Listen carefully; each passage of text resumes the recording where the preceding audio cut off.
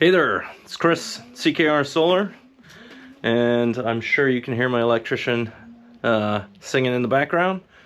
But today we're installing a 2 Solark 15 kW with home grid solar system, and this is actually going to be mounted on a ground mount out here at this property.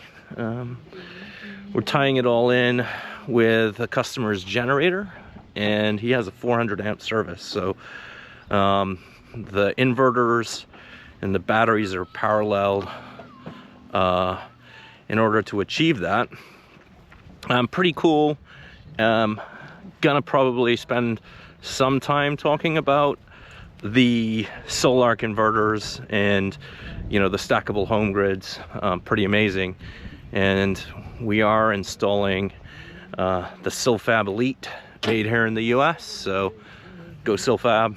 But yeah, currently in the process of installing a ground mount, and kind of wanted to show everyone the equipment, in particular these Kryer ground screws that we're using. As you can see, they are huge, massive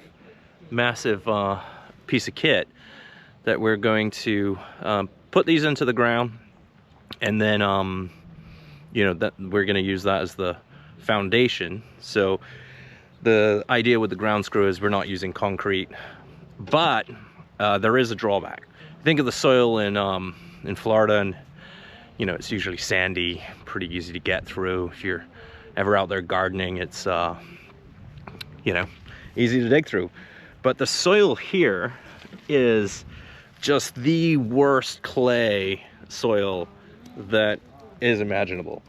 So, you know, Kryer had said, oh yes, we have this hand tool that you can use, and it does seem like a pretty smart piece of equipment to get the screws in. It didn't work, so we ended up hiring a bobcat with an auger attachment. And the trick is that you can drill out, you know, dig out the clay soil, and then replace it with a mix of pea gravel and non-expanding mortar mix. And apparently that will give you the uplift requirement, you know, once you've screwed it in and watered it down.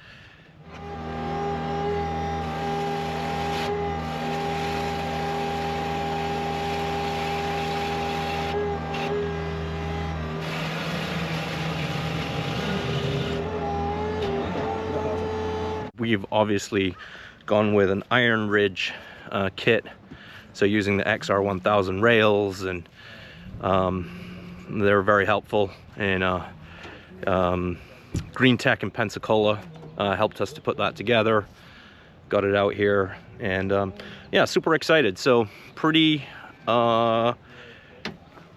neat piece of kit. I haven't used the ground screws before, but so far, other than the hiccup with, you know, terrible clay soil, the solution that everyone came up with, you know, does seem to be working. And you know, we're moving along after some delays, and yeah, it's all been signed off by the engineer, and we're gonna get, you know, the required, I think it's gonna be able to withstand 135 mile-an-hour winds, which, you know, we may or may not get up here, but you know, why not future-proof the investment, especially when you're doing a huge off-grid system. So to have a really nice solar array with US made product, and you know, have it stand the test of time, sort of is the idea.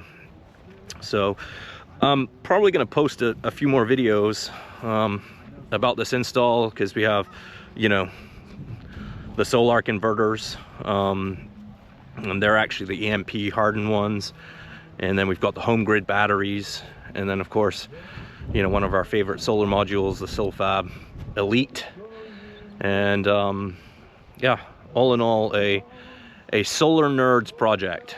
And here he is. Now he is off the phone. So I'm going to, oh, my safety jacket's blowing everywhere. Let me fix that. Thanks. So this is Adrian. He's been doing solar 12 years. as long as me. Yeah. And he actually did my first solar install.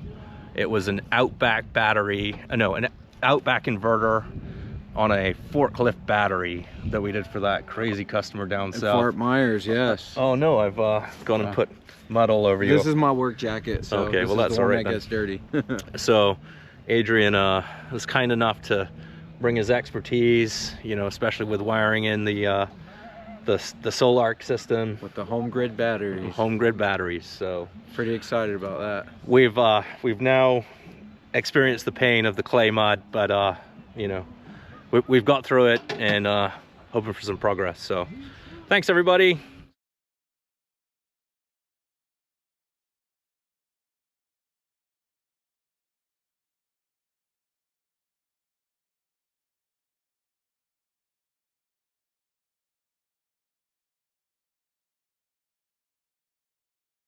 Massive